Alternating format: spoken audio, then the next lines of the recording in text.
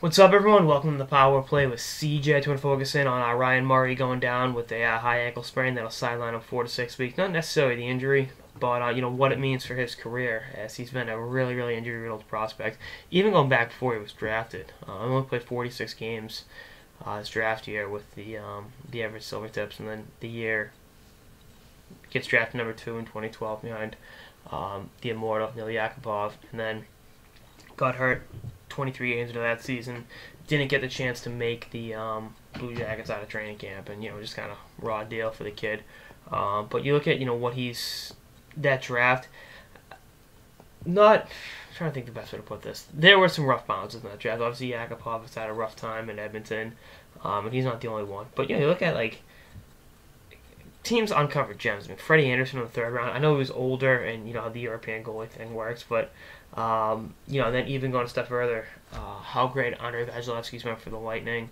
Obviously Phil Forsberg's, in the Rookie of the Year conversation, a phenomenal hockey player.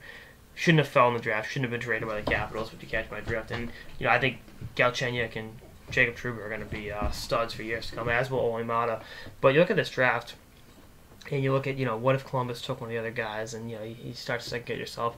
The fact he's only played 7 games this season isn't good news for his development at age 21. Definitely not what the Jackets were hoping for, but maybe he comes back in 4 weeks, plays last month of the season, gives you some positive energy going into next year, because the Columbus Blue Jackets had one of the worst runs of injury luck this season of any team I can remember. I mean, it seems like everyone on that team was hurt at some point or another. Obviously, Nathan Horton's career is more than likely over, which sucks for that.